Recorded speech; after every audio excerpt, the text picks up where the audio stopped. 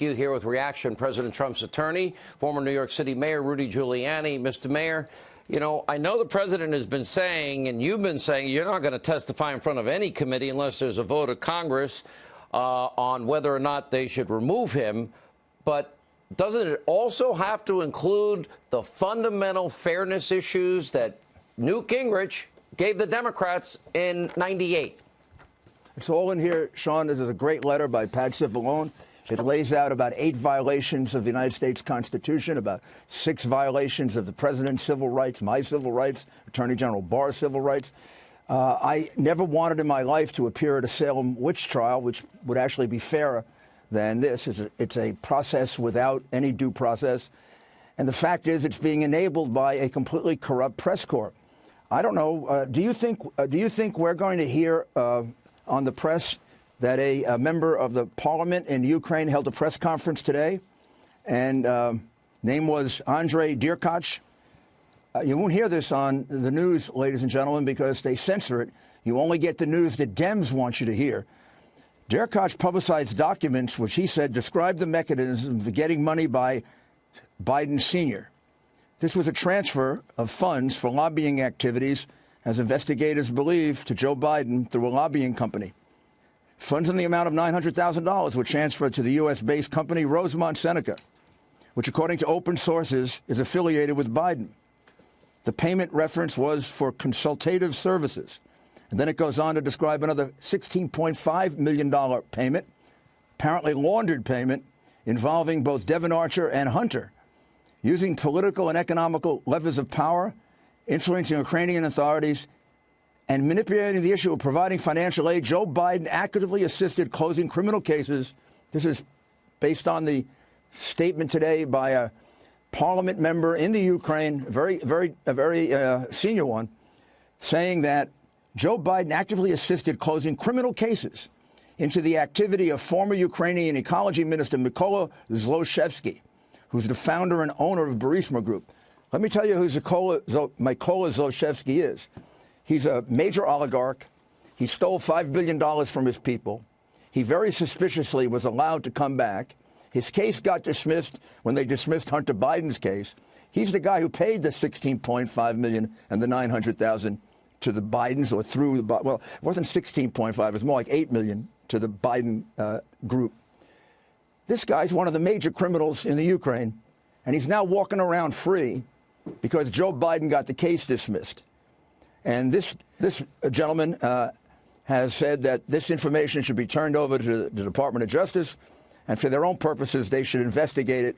And I'm going to tell you why, Sean, because they suspect that the president of the Ukraine received a very major bribe in order to tank this case. I'm not saying Biden was involved in that bribe, but it's the only thing he wasn't involved in.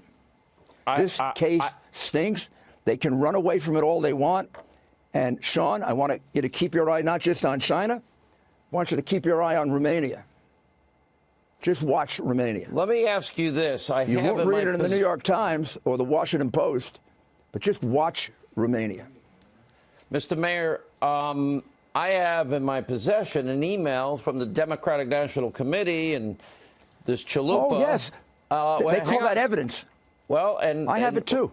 And about, they put me on a program, and I spoke to 68 investigative journalists. The date of this is May 3rd, 2016.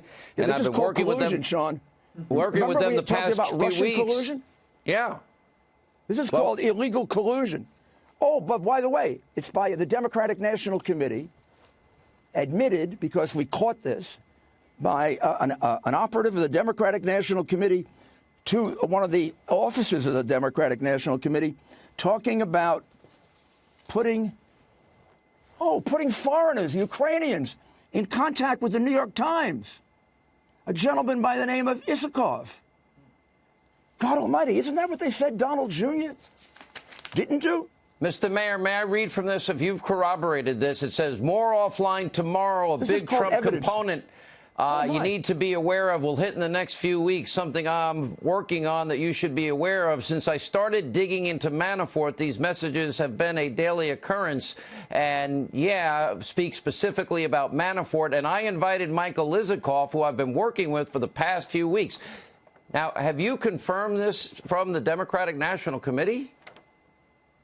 I confirmed it as being one of the things that was in the file of the Ukrainian prosecutor that was handed over to me last January, and that I've been keeping so that I can rebut when the swamp media comes after me and tries to attack my law firm, my law practice, tries to go into my divorce case, which they're doing right now.